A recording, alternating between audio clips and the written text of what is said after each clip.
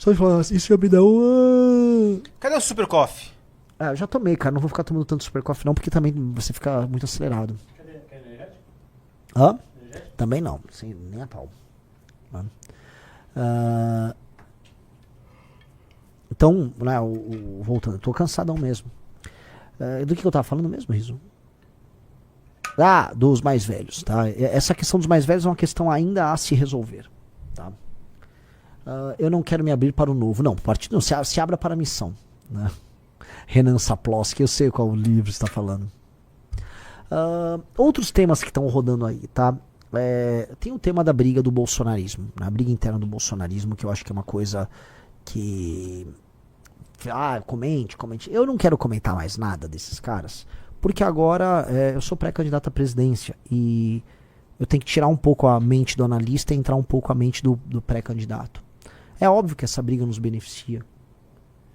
Mas eu não comentarei, não é porque eu estou sendo oportunista, é porque essa briga era inevitável. E na verdade nós fomos muito bonzinhos nessa briga. A gente meio que avisou a família Bolsonaro de que eles tomariam uma tungada dessa galera já há alguns anos. Agora, eles são viciados em errar. Eles são viciados em atrair oportunistas. Vamos lembrar, o Pablo Marçal concorreu a prefeito de São Paulo e foi até o Bolsonaro pegar aquela medalha de imbrochável.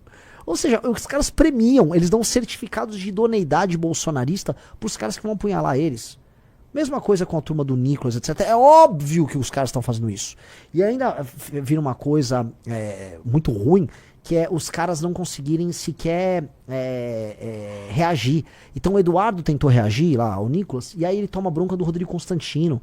Então fica uma... Mas assim, isso é inevitável. O que a turma do Nicolas gostaria, no fundo, é que o Flávio não ganhasse a eleição. Se o Flávio ganhar a eleição, eles vão ficar amarrados ali.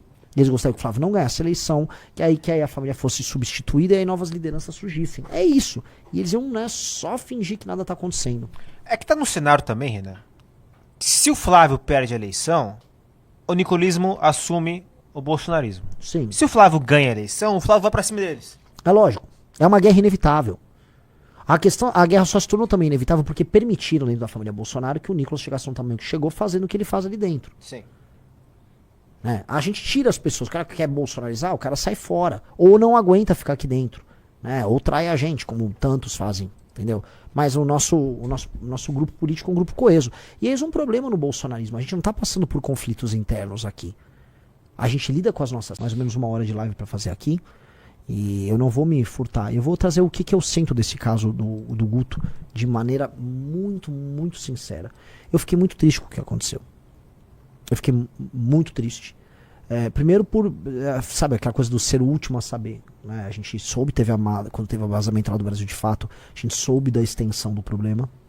E a gente sabia que o Guto tinha uma filha, mas aí a gente ficou impactado pelo problema em si. Né? E o problema é um problema que para as pessoas dói, que é um problema de imagem, em que por mais que a moça perdoou, por mais que haja uma briga ali e você possa ter todas as justificativas, o que dói é parecer para algumas pessoas que a gente tem um discurso assim e na prática é assado, que é o que pessoas vieram criticar do Guto. E por mais que o Guto seja um político brilhante, um grande deputado estadual, uma liderança, isso não foi uma história boa para ele. Até porque o Guto tem uma coisa que é um elemento que talvez ele não tenha se tocado, e eu conversei isso com ele. O Guto é um exemplo para milhões de jovens mais pobres. E ele sabe disso. Veja, o Guto, ele é existe a figura do negro de direita, que é uma figura meio triste. Né? Que em geral o negro de direita é sempre um político negro puxa-saco de algum outro político, em geral branco. O Guto nunca foi isso. Eu sou o negão do Bolsonaro, igual tem o índio do Bolsonaro. O Guto, ele mostra o sucesso e a potência do jovem negro, vindo ou não da periferia. A capacidade de pensar, a capacidade de agir. Um cara que é a favor da lei e ordem. E ele é exemplo para milhões de jovens. Ele é exemplo para milhões de jovens, isso precisa ser colocado. E aí quando ele mostra que é possível ser um menino negro de sucesso, o que ele espelha para esses jovens? Tá aqui. O Guto é um cara que cresceu, não é um MC. Que, não, pô. É um cara estudioso, debate com qualquer um, se posiciona bem sobre qualquer tema, é altamente eficiente naquilo que ele faz. Então o Guto é um espelho. E o espelho não pode ser quebrado. E por que eu falo isso? Porque um dos temas centrais da minha pré-campanha é explicar assim, ó, o abandono parental gera consequências ruins. O abandono parental gera um menino que no fim do dia termina cometendo um crime. E por mais que assim, teve o negócio do áudio, que eu pessoalmente preferi nem ouvir, mas sei o contexto, eu li o contexto do áudio.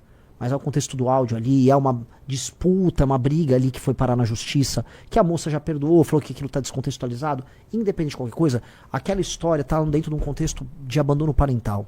Porque o aborto não aconteceu, mas ela ficou num contexto de abandono parental, de um cara jovem fugindo de um problema, que pra mim esse é o problema. E isso é ruim porque isso não pode servir de exemplo para milhões de jovens. O Brasil é o país do abandono parental. O Brasil é o país do abandono parental e nós não podemos ser o partido político do abandono parental.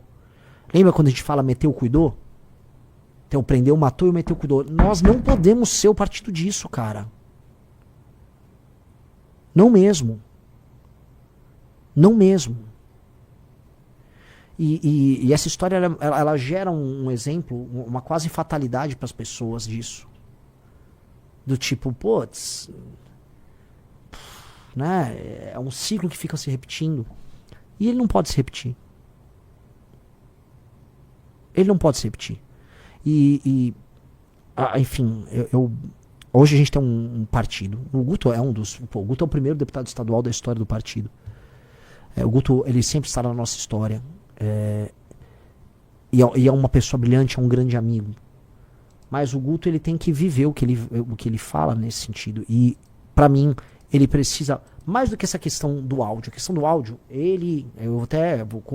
assim, o partido tem uma área ética. Agora a gente tem essas partes burocráticas, a gente tem um partido. E eu acho que no Conselho de Ética é legal o Guto explicar o contexto daquela briga. Até porque o tema do combate ao aborto é um tema que ele é cláusula pétrea dentro do partido, a gente não vai discutir, não é nem tema de discussão. Muita gente fala, não, mas é espectro, é a favor do aborto, fulano de... Pode falar o que quiser, a posição do partido não é essa, a posição do partido é favorável à manutenção da legislação atual e ponto. Isso é ponto pacífico na instituição. A questão toda não é essa. A questão toda é assim, ele vai lá e se explica, é o abandono ao longo do processo de um cara que fugiu do problema e que a gente precisa, na prática, dar exemplo nisso, porque isso, tanto quanto a questão do aborto, e em termos de políticas públicas talvez até mais, isso tem consequências. E eu acho que o Guto tem que se comprometer com a consequência e com a solução. Eu acho que o Guto tem que dar um exemplo de como não cometer o abandono parental, o abandono da figura masculina com seu filho ou sua filha. Porque isso claramente tem consequências. Eu passei os últimos meses gravando sobre isso, dando entrevistas sobre isso, trazendo estatísticas sobre isso. A gente não pode incorrer nisso. E acho que a redenção do Guto tem que passar necessariamente por uma mudança nisso, porque ele é um exemplo, ele é um espelho para milhões de jovens. E a gente tem que ser isso, cara. A gente tem que ser o exemplo que a gente tá querendo viver na sociedade. A gente tem que ser isso. Então não adianta a gente... Eu sei que a militância, vamos defender o Guto, eu acho sensacional a defesa, o espírito de corpo é guerra. Agora, dito isso, a gente tem que falar que temos um problema aqui. E esse problema precisa ser encarado. O problema é o seguinte, cara. Tem um elemento que envolve, pra mim, um tema que é central, que é a questão do abandono parental, que precisa ser endereçado agora pelo Guto. Qual é o nome da ex-namorada dele? Giovana. A Giovana. E a Giovana, que gravou o vídeo, que defendeu ele, acho que ela e ele tem uma jornada a resolver nisso. E qual é a jornada? É a jornada de mostrar, assim, vencer o abandono parental. E aí eu acho que essa é a jornada de redenção dele. Porque o que mais me chateou nessa história, tirando o fato dele não ter falado dessa história pro grupo, não ter trazido drama pro grupo pra resolver, tirando os problemas da briga ali com ele e ela, que eu volto a colocar, briga de marido e mulher, não se bota a colher.